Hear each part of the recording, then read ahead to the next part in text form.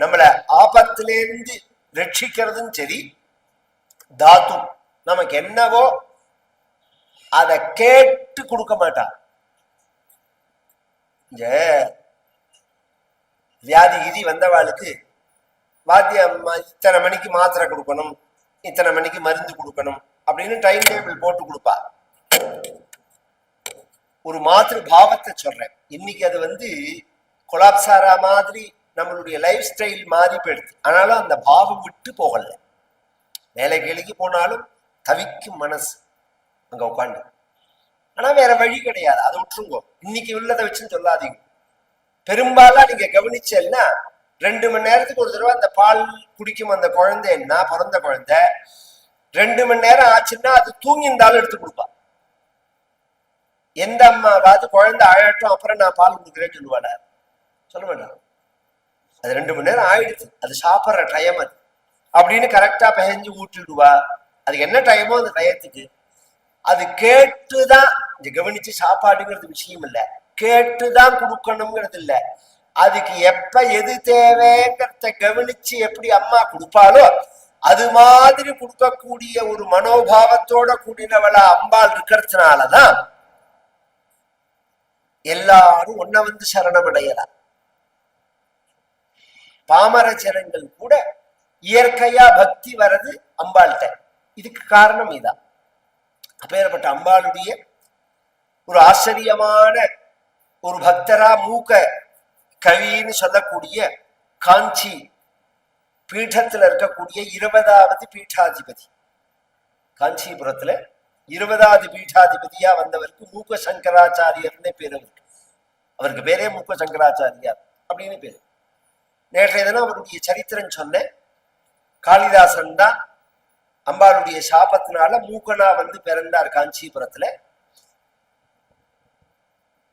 அம்பாளை பூஜை பண்ற அர்ச்சகர் அம்பாளை சாட்சாத்காரம் பண்ணணும்னு ஆசைப்பட்டு மந்திர ஜபத்தை சித்தி பண்ண, சித்தியான உடனே அம்பாள் ஆவிர்வாவம் பண்ண விக்கிரகத்திலேருந்து வெளியில வர இந்த அர்ச்சகருக்கு முன்னாடி நிற்க, அம்பாள் வந்திருக்காள் அப்படின்னு அவருக்கு தோணாம தன் தபஸை கெடுக்கிறதுக்கு யாரோ அலங்காரம் அப்படின்னு வந்திருக்காள் அப்படின்னு தோணி அவர் சீச்சி அப்படின்னு சொல்லிவிட அண்ணன்ட போன அம்பா அங்க ஓரமா உட்கார்ந்து இந்த ஊமை இவ 2 பேர் தான் இருக்காங்க.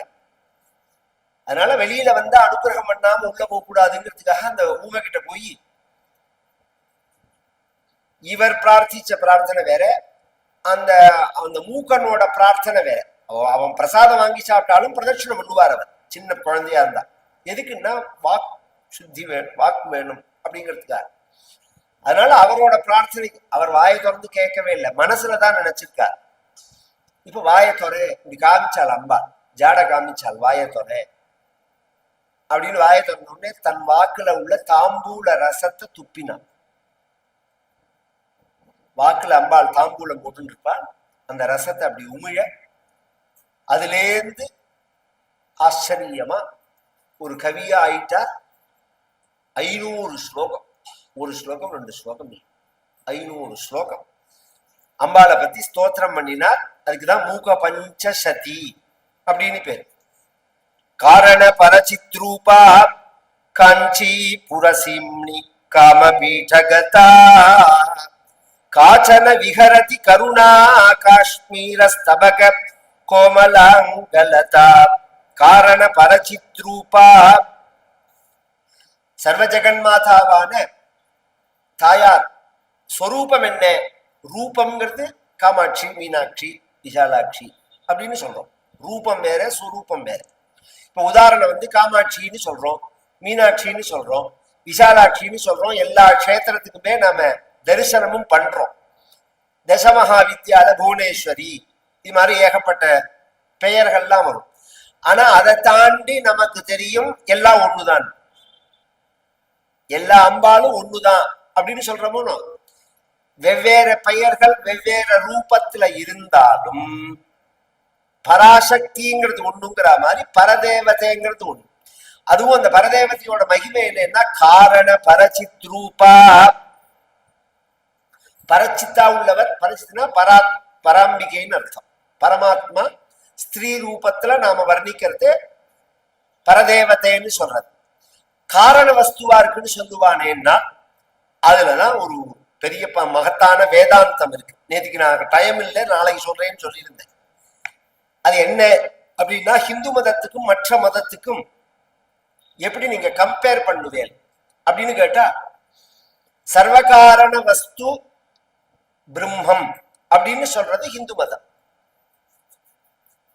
மற்ற மதங்கள் சர்வகாரண வஸ்து அப்படிங்கிற சப்தத்தையே எடுக்கல. இப்போ ஒரு இஸ்லாமிய மதமோ ஒரு குறிப்பிட்ட இப்ப இருக்கிற நமக்கு பரிச்சயமான மதங்கள்ங்கிறதுனால அந்த பேரை சொல்றேன். ஒரு மதத்தை குறிப்பிட்டு பேசணுங்கிற எண்ணம் கிடையாது எனக்கு, அதை தாக்கி பேசணுங்கிற எண்ணமும் கிடையாது. ஏன்னா என் சரக்கு மட்டமா இருந்தா தானே நான் இன்னும் மட்டப்படுத்தி பேசணும். என் சரக்கை விற்கிறதுக்கே எனக்கு டைம் இல்லை. என்னோட உயர்வுக்கு என்னோட நீங்க மார்க்கெட்டுக்கு போனா 100 கடை இருந்தாலும் நல்ல சாமான் எங்க இருக்கோ அங்கதானே போவீங்க. ஆரம்பத்துல வேணா விலை குறைச்சலா உள்ள சாமான்னு தேடி போவா. ஒரு கட்டத்துல ஆரோக்கியம்தான் பிரதானம் அப்படின்னு வரத்தே விலை குறைச்சலாவும் இருக்கணும், நல்லதாகவும் இருக்கணும், போலியா இருக்கக்கூடாது அப்படின்னு நினைப்போமோ. அது மாதிரி தேடின்னு போறதே நம்ம மதத்துக்கு தேடின்னு வந்துருவா யாரா இருந்தாலுமே. அதனாலதான் வெளிநாட்டு அறிஞர்கள் எல்லாம் பல பேர்கள் இந்தியாவில தத்துவத்தை ஆராய்ச்சி பண்றவா அத்தனை பேருமே இங்க வந்ததுக்கு காரணமே அதான். அதனாலேயே நமக்கு ஒரு அடிப்படை ஒரு சுபாவம் என்னன்னா, யாரையும் நாம கன்வெர்ட் பண்ணணுங்கிற அவசியமே கிடையாது. மதமாற்றம் பண்ணணும் அப்படிங்கிறது நமக்கு அவசியமே கிடையாது, நம்மளுடைய நோக்கமே கிடையாது. இன்னும் சொல்லணும்னா உலகத்திலேயே என் மதத்துக்கு வான்னு கூடாத ஒரே மதம் இந்து மதம். மற்ற எல்லா மதமும் என் மதத்துக்கு என் சாமியை வழிபட்டாதான் நீ மோட்சத்தை அடைவே, இல்லைன்னா நாசமா விடுவேன் அப்படிலாம் சொல்லணும். நாம அப்படி சொல்றதே கிடையாது. நம்ம ஆச்சாரியார்கிட்ட லண்டன்ல இருந்து ஒரு ப்ரொஃபசர் ஒரு லெட்டர் போட்டிருந்தார். அவர் ரிசர்ச் தத்துவத்தை ஆராய்ச்சி பண்றவர். நான் நிறைய உங்க புஸ்தகங்கள்லாம் படிச்சிருக்கேன், பாரத தேசத்தோட தத்துவ புஸ்தகங்கள்லாம் படிச்சிருக்கேன். எங்க மதம் கிறிஸ்துவ மதத்துல இந்த அளவுக்கு தத்துவத்தை ஆராய்ச்சி எல்லாம் பண்ணல. எனக்கு உங்க மதத்துல சேர்ந்து அதை ஃபாலோ பண்ணணும்னு ஆசையா இருக்கு. இது ஒரு விஷயம். அவரோட ஒரு மனோபாவத்தை பார்க்க, அந்த நல்ல படிப்பு வந்ததுன்னா, நல்ல படிப்பு, நான் படிப்புன்னு சொல்லல, நல்ல படிப்பு வந்ததுன்னா உயர்ந்த சிந்தனை வரும். உங்களே மாதிரி உங்க தேசத்துல உள்ள மகான்கள் மாதிரி தத்துவத்தை ஆராய்ச்சி பண்ற காலம் எனக்கு எப்ப வரும்னு கேட்டார். 2 விஷயம் அவர் கேட்டிருந்தார். நாங்க வரணும்னு நினைக்கிறேன், உங்க தத்துவத்தை ஆராய்ச்சி பண்ற வாய்ப்பு எனக்கு எப்ப வரும்னு கேட்டார். அதுக்கு 2க்கும் ஆச்சாரியால் சொன்ன பதில் என்னவா, இந்த மதத்துக்கு வா அப்படின்னு சொல்லிடுவா யாரா இருந்தாலுமே, உடனே விபூதியை போட்டு ருத்ராட்சத்தை போட்டு அப்படி சொல்லவே இல்லை. உன்ன தெய்வம் ஏதோ ஒரு காரணத்துக்காக ஒரு இடத்துல பிறக்க வச்சிருக்கு, அந்த டியூட்டியை கரெக்டா நீ செய். இது ஃபர்ஸ்ட் பதில். நீ இங்க வந்துதான் இந்த மதத்துல சேர்ந்துதான் பண்ணணுங்கிறது அவசியம் கிடையாது. நீ சொல்ற பத்தியா உண்மையை தேடணும்னு ஆசையா இருக்குன்னு, நீ உண்மையை தேடிண்டே இருந்தா ஒரு நாளைக்கு நீனாவே இங்க வந்துருவேன். அது இந்த ஜென்மாவோ எந்த ஜென்மாவோ சத்தியத்தை தேடுறது, சத்தியத்தை தேடி வந்துதான் ஆகணும். அதனாலதான் சிவானந்தா, ரமண பகவான், பரமாச்சாரியா, இன்னும் எத்தனையோ மகான்கள் இவெல்லாம் என்ன வெளிநாட்டுக்காராளுக்கு போய் இப்ப இருக்கிற ஹைடெக் சுவாமிஜி மாதிரி இப்ப உபதேசமா பண்ணினா, எத்தனையோ வெளியில போய் உபதேசம் பண்றாளே, பிரச்சாரம் பண்றா. அது மாதிரி அந்த காலத்துல ரமண பகவான் திருவண்ணாமலை விட்டு எங்கேயாவது பேர் பெறா? எங்கேயுமே போனது கிடையாது. பரமாச்சாரியா எங்கேயுமே ஜாஸ்தி தமிழ்நாட்டு தான், நம்ம பாரத தேசத்துக்குள்ளதான். எத்தனையோ பேர் தேடின்னு வருவானேன்னா, அதுக்கு ஒரு சின்ன உதாரணம் சொல்றேன். பரமாச்சாரியால்கிட்ட ஒரு ஆங்கிலேயர் வெள்ளக்காரர்னு சொல்லுவோம் நம்ம அந்த காலத்துல, ஒரு 2 மாசமா உட்கார்ந்துட்டு காஞ்சிபுரத்துல தினம் உட்கார்ந்துப்பாரு, பேச மாட்டார். அப்படி கையை கட்டின்னு பத்மாசனத்துல உட்காந்து ஆச்சாரியாலேயே பார்த்துட்டு இருப்பார். அழுதுண்டே இருப்பார், கண்ணுல இருந்து கண்ணீர் வந்துட்டே இருக்கும், எழுதுன்னு போயிடுவார். பரமாச்சாரியால அவர்கிட்ட பேசல. பரமாச்சாரியால்கிட்ட கைங்கரியம் பண்ற சம்திங் வேதபுரியோ யாரோ ஒரு மாமா அவரை கூப்பிட்டு பரமாச்சாரியால் ஒரு நாளைக்கு சொன்னார், உட்கார்ந்துக்கிறாரே இவர் யாருன்னு தெரியுமான்னு கேட்டார். யாரோ பிரிட்டிஷ்காரன், ஆங்கிலேயன் இல்ல, 63 நாயன்மார்கள்ல இவர் ஒருத்தர். ஒரு பிராரப்தத்தினால பிறந்திருக்கா. இல்ல, மயிலாப்பூர்ல உள்ள 63 நாயன்மார்களை போய் பார்த்துட்டு வா. அதுல இந்த நாயன்மார்க்கும் அது என்ன நாயன்மார்னு பற்றி ஞாபகம் வரல. அவர் பேரை சொல்லி அவர் தான் இவர். ஒரு பிராரப்தத்தினால பிறந்திருக்கார். அந்த காலம் வந்த உடனே தேடின்னு வந்துட்டாருச்சே அப்படிங்கிறாள் ஆச்சாரியாருன்னு. இது பதிவான விஷயம். இது பதிவான விஷயம். பொதுவா பரமாச்சாரியாலை பத்தி நிறைய பேர் இப்ப சொல்றா. எதை சொல்லணுமோ அதை சொல்றது கிடையாது. பரமாச்சாரியால் நீ ராத்திரி தூக்கம் வரத்துக்கு உனக்கு ஒரு மந்திரம் சொல்றேன், உனக்கு வயத்த வலி போறதுக்கு ஒரு மந்திரம், இதெல்லாம் பரமாச்சாரியால் சொல்லவே இல்லை. இப்ப இருக்கிற வாழை பத்தி பேசினா ப்ரூஃப் வேணும், இல்லாத வாழை பத்தி பேசினா அவசியமே கிடையாது. என்ன வேணாலும் சொல்லலாம். சொன்னா காந்தி உட்கார்ந்துட்டார், காந்தி இதை பண்ணினார். காந்தி என்ன பண்ணினார்னு எங்களை கேளுங்க, நாங்க சொல்றோம். நல்லது பண்ணாரா கெடுதல் பண்ணாரான்னு எங்களை கேளுங்க. அது மாதிரி பரமாச்சாரியால் விஷயத்துல பரமாச்சாரியால் பேசினதெல்லாம் வேதாந்தம், சாஸ்திரம், தர்மம், சம்பிரதாயம், இதெல்லாம் தான். அதைத்தான் அடுத்து பேசணும். நாம ஜனங்களுக்கு கொண்டு போறது சத்தியத்தை தேடுறதே ஒரு நாளைக்கு இங்கதான் வந்தாகணும் அப்படின்னு சொல்லிட்டார். அப்ப சர்வகாரண வஸ்து, இப்ப நான் ஆரம்பிச்ச சப்ஜெக்டுக்கு வரேன். அப்படின்னா என்ன அப்படின்னா, இப்ப ஒரு மைக் இருக்கு. இந்த மைக் எதுல செய்யப்பட்டது? இரும்பு, அயல்ல செய்யப்பட்டது.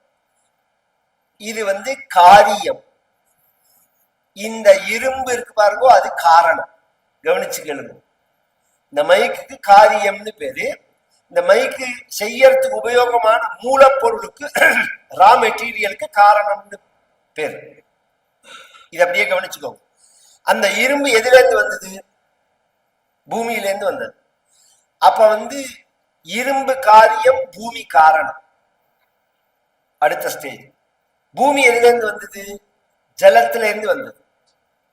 அப்ப பூமி காரியம், ஜலம் காரணம். ஜலம் எதுல இருந்து வந்தது? நெருப்புல இருந்து வந்தது. அப்ப ஜலம் காரியம், நெருப்பு காரணம். நெருப்பு எதுல இருந்து வந்தது? காற்றுல இருந்து வந்தது. அப்ப நெருப்பு காரியம், காற்று காரணம். காற்று எதுல இருந்து வந்தது? ஆகாசத்திலிருந்து வந்தது. அப்ப காற்று காரியம், ஆகாசம் காரணம்.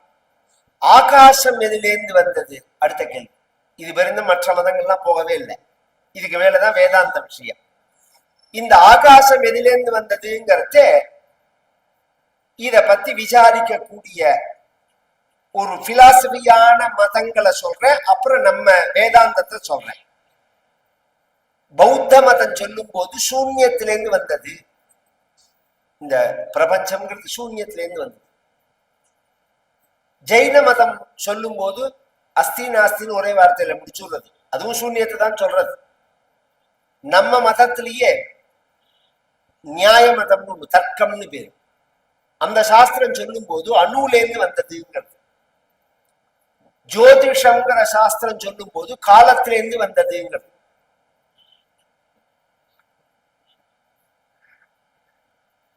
வியாக்கரணம் அப்படிங்கிற சாஸ்திரம் சொல்லும் போது கர்ம சப்தத்திலேருந்து வந்தது இந்த பிரபஞ்சம் அப்படிங்கிறது.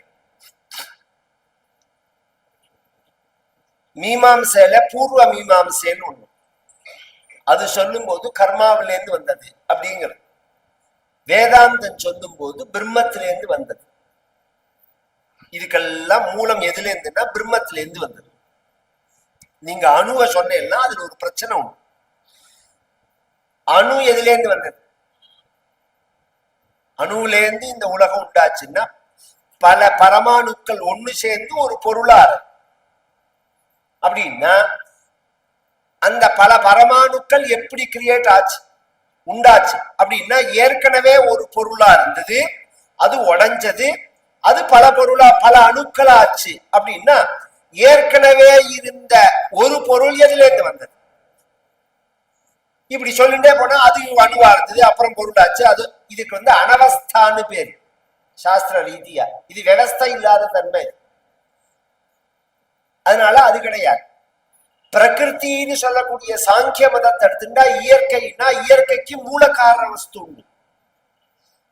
அவ என்ன சொல்றான்னா, இப்ப அது ஒரு டேபிள் இருக்கு, உட்ல இருக்கு. இந்த உட்டு எதுல இருந்து வந்தது? மரத்துல இருந்து வந்தது. இந்த பிரபஞ்சம் எதுல இருந்து வந்தது? இயற்கையில இருந்து வந்தது. அது எப்படி சொல்ல முடியும்? இது ஒரு ஆச்சரியமான பில்டிங் இருக்கு, இது கும்பாபிஷேகம் நடக்க போறது, கன்ஸ்ட்ரக்ஷன் நடந்துட்டு இருக்கு. இதெல்லாம் ஒருத்தர் இருந்து ஹெட்டா இருந்து கவனிக்கிறார். நம்ம மடத்துல இருந்து இங்க உட்காந்து கணேசன் மாமா மற்ற வாழ்க்கை டீம் எல்லாம் கவனிக்கிறார். இன்ஜினியரிங்லாம் அதை செய்யறா. இதெல்லாம் செய்யாம இப்படி ஒண்ணு வந்திருக்குமா? அது மாதிரி பகவான் சிருஷ்டிக்காம இந்த பிரபஞ்சம் வந்திருக்குமா அப்படின்னு கேட்டா, அதுக்கு அவ சொல்றது என்னன்னா, ஒரு மரம் இருக்கு, அந்த மரத்துல ஒரு விதையை போட்ட உடனே இந்த மரம் வர, அந்த மரத்துல கிளைகள் இருக்கு, இலைகள் இருக்கு, பூ இருக்கு, காய் இருக்கு, பழம் இருக்கு. இதெல்லாம் யார் கிரியேட் பண்ணலான்னு கேட்டான். இதெல்லாம் யாராவது ஒருத்தர் இந்த மண்டபத்தை ஒட்டினா மாதிரி அதை யாராவது ஒட்டி வச்சாலாம் என்ன? அது எப்படி இயற்கையா வர்றது? அது மாதிரி இந்த பிரபஞ்சம் வந்தது அப்படின்னு சொல்லும் போது வேதாந்தம் கேட்கறது, மரம் இயற்கையா வந்துடுறதுன்னு ஒரே வார்த்தையில சொல்லிட்டேன். அந்த மரத்தை கட் பண்ணி சைஸ் பண்ணி அதை ஒரு கதவா பண்ணி அதை கொண்டு வீட்டுல டோரா பண்ணி நாம போட்டுட்டோம்னா அந்த மரத்துல இருந்து ஏன் இலை வரல, துளிர் வரல? மரம் துளிர்ந்து வளரதோணும், வளர்ந்து வரதோணும். நாம பண்ணின அந்த கதவு ஏன் வளரல? மரமா இருக்கிறதே எப்படி வளர்ந்தது, கதவா இருக்கிறதே ஏன் வளரல? அப்படின்னா அதுக்கு என்ன பதில் சொல்றது? அதுக்கு சக்தி இல்லைங்கிற, அந்த சக்தியை தானே நாங்க சித்துங்கிறோம். அந்த மரத்துக்குள்ள ஒரு சித்து இருக்கு, அதை போக்கடிக்கிறதுக்காக தான் அதை காய போட்டு தண்ணியில போட்டு இழைச்சி வெட்டி ஒட்டி எல்லாம் பண்ணி அது பேடுத்து சித்து பேடுத்து அப்படிங்கிறத கன்ஃபார்ம் பண்ணிட்டு தான் நம்ம டோரா பண்றதே. இந்த சித்து பேடுத்துங்கிற வார்த்தை தான் தமிழ்ல மருவி செத்து பேடுத்துன்னு வந்தது. சித்து பேடுத்து, சித் சித் ரூபமா இருக்கக்கூடிய பரமாத்மா சரீரத்தை விட்டு பேட்டார் அப்படிங்கிற அந்த சம்ஸ்கிருத பதத்தை தான் செத்து பேடுத்துன்னு நாம சொல்றது. அந்த சித்து பேர்றது, அந்த சித்தை தான் பரமாத்மான்னு சொல்றோம். ஓம் தத் சதிதி நிர்தேசா அப்படின்னு சொல்றோம், சத்தியம்னு சொல்றோம், பரம்னு சொல்றோம், பரமாத்மா அப்படின்னு சொல்றோம், பரபிரம்மம்னு சொல்றோம். இதுக்கு எல்லாத்துக்கும் காரண வஸ்துவா இருக்கணும். அதனால காரண பரசித் ரூபா. சரி, இவளையே ஸ்திரீ ரூபமா சொல்றோம் அப்படின்னா இதுல பொதுவா இதுக்கு சௌந்தர்ய ஒன்று சேர்த்தாதான் புரியும். சிவசக்தியா யுக்தோ யதி பவதி சக்தः பிரபவித்தும் நச்சே தேவம் தேவோ ந கலு குஷல ஸ்பந்திதுமபி அத்தஸ்த்வா ஆராத்யா ஹரிஹர விரிஞ்சாதிபிரபி பிரணந்தும் ஸ்தோத்தும் வா கதம் அகிருத புண்ணிய பிரபவதி. சிவசக்தியாயுக்தோ யதி பவதி சக்தா. சக்தியோட பிரம்மம் சேரும் போதுதான் சக்தன ஆறது. பிரம்மத்துக்கு சிவம்னு பேரு, அம்பாளுக்கு சக்தின்னு பேரு. பொதுவா நாம பேசும் போது சிவசக்தி ஸ்வரூபம் அப்படின்னு சொல்லுவோம். அதை எப்படி வேணாலும் வச்சுக்கலாம். நீங்க பிரம்மத்தோட சக்தியை நீங்க பராசக்தின்னு சொல்லலாம், பிரகிருத்தின்னு சொல்லலாம், மகாலட்சுமின்னு சொல்லலாம், சரஸ்வதினு சொல்லலாம், பராசக்தின்னு சொல்லலாம். அது உங்களுடைய உபாசனையை பொறுத்த விஷயம். அதனாலயே இந்த அம்பாள் ரிலேட்டடா உள்ள அஷ்டோத்திரம் எல்லாம் மாறி மாறி ஒரே ஒரு இதுவா வரும். நீங்க மீனாட்சிய பூஜை பண்றதா இருந்தாலும் அதுல புவனேஸ்வரின்னு வரும், மகாலட்சுமி அஷ்டோத்திரத்தை எடுத்தாலும் புவனேஸ்வரின்னு வரும், மீனாட்சி எடுத்தாலும் ஸ்ரத்தான்னு வரும், மகாலட்சுமி அஷ்டோத்திரம் எடுத்தாலும் ஸ்ரத்தான்னு வரும். இது அந்த பதங்கள் ஒன்னொன்னு மாறி மாறி திருப்பி திருப்பி வந்துட்டே இருக்கும். மீனாட்சி அஷ்டோத்திரம், காமாட்சி அஷ்டோத்திரம், விசாலாட்சி, மகாலட்சுமி, துர்கா, சரஸ்வதி. இதை எடுத்து நீங்க ஒரு தடவை வெரிஃபிகேஷன் பண்ணேன்னா எல்லாத்திலையும் மாறி மாறி இருக்கும். அந்த பதம் ஒண்ணுல வந்ததே மாறி மாறி வரும். ஏன்னா விஷயம் ஒண்ணுதான். நீங்க சிவன், விஷ்ணு, பிரம்மா அப்படின்னு புருஷன்ல நீங்க பேதம் காமிச்சாலும் ஸ்திரீல பேதம் கிடையாதுங்கிறத காமிக்கிறதுக்கு தான் கோபி இட்டுக்கிறோம், கறிப்பட்டு விட்டுக்கிறோம், விபூதி இட்டுக்கிறோம். பொம்மநாட்டி அத்தனை பேர் குங்குமம் மட்டும்தானே இட்டுக்கிறான். அதுல ஏதாவது வித்தியாசம் இருக்க? கொஞ்சம் யோஜனை பண்ணுங்க. புருஷா இல்ல இத்தனை வித்தியாசம். விபூதி இட்டுக்கிறவா சைவாள்னு சொல்றோம், திருமணம் இட்டுக்கிறவாள் வைஷ்ணவாள்னு சொல்றோம், கறிப்பட்டு இருக்கிறவாள் மாத்வாள்னு சொல்றோம். எத்தனையோ சம்பிரதாயம் இருக்கு. புருஷா இல்ல. ஸ்திரீக்கள்ல பாரத தேசம் முழுக்க எடுத்து பாருங்க, ஒரே குங்குமம் தான். பகந்தி சிந்தூரம் பிரபல கபரி பாரதி மீதே அப்படின்னு அம்பாளை பத்தி வர்ணிக்கும் போது காஷ்மீரி திலக்கம்னு சொல்லுவாரு. சிந்தூர் அப்படின்னு நார்த் இந்தியால சொல்லுவாரு. பொதுவா பொட்டு விட்டுக்கிறதே அதை போறதே சொல்லிட்டு போயிடுறேன். அது ஒரு சாஸ்திரம்ங்கிறதுனால 3 இடத்துல இட்டுக்கணும். நார்மலா இந்த நடு நெத்தியில வச்சுக்கிறது, பிறந்தத்துலேருந்து வச்சுக்கிறது ஸ்திரீக்கள் எல்லாருக்கும் காமன். இந்த 2 புருவம் இருக்கு பாருங்க, இங்க எப்ப வைக்கணும் அப்படின்னா கல்யாணத்தின் போது. அடுத்த தடவை கல்யாணத்துக்கு போறதே நீங்க நான் சொன்ன விஷயத்த மனசுல வச்சுன்னு கவனிச்சு பாருங்க. மாலை மாத்தி ஊஞ்சலாடி அந்த கன்னிகாதானம் பண்ணி அப்பா மடியில வந்து உட்கார்ந்துக்கிற சமயத்துல கன்னிகாதானத்துக்கு அந்த வாத்தியார் என்ன பண்ணுவார், ஒரு தர்பையை எடுத்து 2 புருவத்துக்கு மத்தியில அப்படி கிழிப்பர். அலக்ஷ்மி அலக்ஷ்மிஸ்தான் நிர்தி இதமகம் யா தொய்பதிக்னி அலக்ஷ்மிஸ்தான் நிர்திஷாமி அப்படின்னு அதுக்கு மந்திரம். அது அந்த அந்த காரியத்தை செய்யறதுக்குள்ள மந்திரம் அது. ஏன்னா இந்த 2 புருவத்துக்கு மத்தியில ஒரு அலக்ஷ்மி இருக்கா. பர்த்தாவுக்கு ஆயுஷ குறைக்கக்கூடியதான அலக்ஷ்மி, மாங்கல்யத்தை பறிக்கக்கூடியதான அலக்ஷ்மி. அத தர்பையை காமிச்சுட்டா அங்க போயிடுவான். தர்பைக்கு ஒரு சக்தி என்னன்னா துர்தேவதை கிட்டக்க வராது.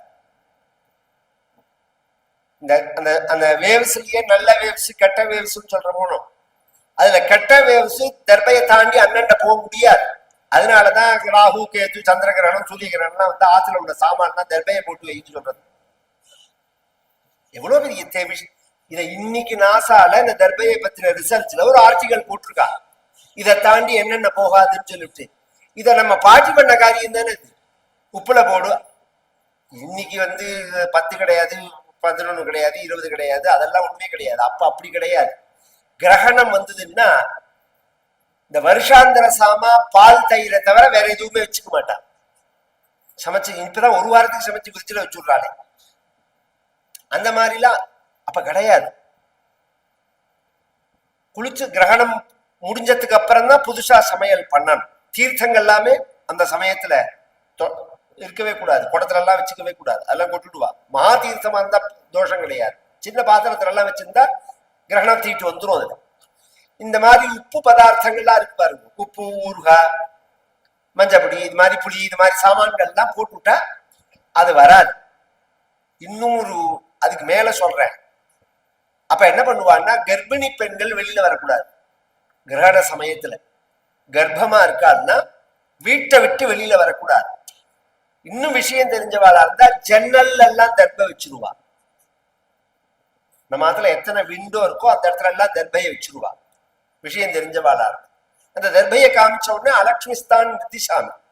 அந்த அலக்ஷ்மி போன உடனே திரும்பி வராம இருக்கணுமே. இப்ப எடுத்து பண்ணிட்டோம் நாம, திரும்பி வராம இருக்கணுமே. அதுக்கு என்ன பண்ணணும்னா அந்த இடத்துல ரெட்டு மஞ்சள்ல பண்ணினா அந்த குங்குமத்தை, குங்குமம்னாலே மஞ்சள், மஞ்சள்ல பண்ணினதுதான் குங்குமம்னு பேர். அதைத்தான் வைக்கணும்.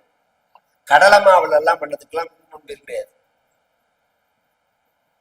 அந்த சுண்ணாமும் மஞ்சளையும் கலைஞ்சா ரத்தமாயிடும். அது இல்ல வேற ஏதோ ப்ராசஸ் உண்டு, அதைத்தான் எடுத்து வைப்பா. இன்னொரு சுவாரஸ்யம் சொல்றேன். பச்சையை காமிச்சா வரலாம், சிகப்ப காமிச்சா வரக்கூடாதுன்னு ஒரு சிஸ்டம் பிரிட்டிஷ்காரன் கொண்டு வந்தானே. இந்த சிகப்ப காமிச்சா வரக்கூடாதுங்கிறத அவன் எங்க இருந்து கேட்ச் பண்ணான்னா இதுல இருந்துதான். இந்த மாதிரி நிறைய சொல்லுவார். இந்த ஆஞ்சநேய சுவாமி லங்கைக்குள்ள போகிறது மெயின் வாசல் இல்லாம கொல்ல பக்கம் வழியா இடது கால வச்சு உள்ள போனார்னு இருக்கு சுந்தரகாண்டத்துல குறிப்பிட்டு இருக்கு. நம்ம சம்பிரதாயத்துல வாச வழியா தான் வருவோம், வலது கால வச்சுதான் உள்ள வருவோம் நாம. இந்த குறிப்பிட்டு கொல்லப்பக்கம் வழியா இடது காலை வச்சு போனார்னு ஏன் குறிப்பிட்டு சொல்லணும் அப்படின்னு சொன்னா, கல்யாணம் கார்த்தி மங்கள காரியத்துக்கு தான் வலது காலை வச்சு வாசல் வழியா வர்றது. யுத்தத்துக்கு போறதே இடது காலை வச்சுதான் போகணும். ஃபர்ஸ்ட் கிளம்பும் போது இடது காலை வச்சுதான் கிளம்பணும்னு சாஸ்திரம். யுத்தத்துக்கு போறதே அந்த சிஸ்டத்துல தான் மிலிட்ரியில லெஃப்ட் ரைட் அப்படின்னு கொண்டு வந்தா பதில. அது அதனாலதான் முதல்ல ரைட் லெஃப்ட்னு சொல்லலாமே, அப்படி இல்லாத லெஃப்ட் ரைட்னு சொல்லுவானே. அப்படின்னா அது யுத்த சாஸ்திரத்துல இருக்குது. இது மாதிரி நிறைய சொல்லலாம். ஏகப்பட்ட விஷயங்கள் நம்ம பாரத தேசத்துக்கு வந்ததுக்கு அப்புறம் தான் உலகத்துல கண்டுபிடிப்பே வந்தது. அதுக்கு முன்னாடி அவ எல்லாம் காட்டுவாசிகள் தான். இங்க புஸ்தகங்களை பார்த்து இங்க சேகப்பட்ட ஓலைச்சுவடிகள் எடுத்துட்டு பாதியை எரிச்சுட்டு நாசம் பண்ணி அங்க கொண்டு போய் வச்சிருந்து மண்டையை குறைஞ்சி இது என்ன சொல்றதுன்னு ஒரு உதாரணம் சொல்றேன். விமான கல்பத்தை விமானத்தை எப்படி சிருஷ்டி பண்ணணுங்கிறத ஒரு 6-7 மகரிஷி பேசியிருக்காள். விமானம்ங்கிறது நம்ம சாஸ்திரத்துல இருக்கு. அதுல பாரத்வாஜர்னு ஒருத்தர் இந்த பிளைட்டை ரன் பண்றதுக்கு நீங்க பெட்ரோல் இப்ப சொல்றேன்னு அவர் பெட்ரோலையும் சொல்லு 27 வகையான ஃபியூல சொல்றாரு. 27 வகையான டிஃபரண்ட் ஃபியூல்ல பிளைட்டை ரன் பண்ணலாம்ங்கிறார். அது எங்க இருக்குன்னா லண்டன்ல இருக்குது. அந்த ஓலைச்சுவடி லண்டன்ல இருக்கு, நம்ம கிட்ட கிடையாது. லண்டன் மியூசியத்துல இருக்கு. இப்பதான் நம்மளுடைய மகாத்மா தர்மாத்மா வந்திருக்காருன்னு பிஎம் ஒன்னா கொண்டு வரார் வெளிநாட்டுல இருந்து. ஒவ்வொரு சாமானா கொண்டு வந்து சேர்த்து அந்த ரிசர்ச் எல்லாம் பண்றோம். அது மாதிரி ஒரு காலத்துல லண்டன்ல இருக்கிற நம்மளுடைய ஓலைச்சுவடிகள்லாம் வரும். ஏன்னா அவன் எத்தனை நாள் அதை வச்சுன்னு பரட்டினாலும் முழுசா அவனுக்கு புரியாது. தமிழ்நாட்டுல ஒரு விஷயம் சொல்லுவோம், முழு தேங்காய நாய் கவிண்டு போன மாதிரி. முழு தேங்காய் நாய் கவின்னு போயிடுச்சு. அதனால என்ன பண்ண முடியும்? அப்படிதான் இருக்கு சில விஷயங்கள். இந்த ஜெனட்டிக்ல, இந்த ஜீன்ல, இந்த ஆச்சாரத்துல, இந்த அனுஷ்டானத்துல, இந்த சாஸ்திர விசாரத்தோட அதை பார்த்தாதான் அது என்ன சொல்ல வருதுங்கிறதே புரியும். இல்லைன்னா அது என்ன சொல்ல வருதுன்னே புரியாது.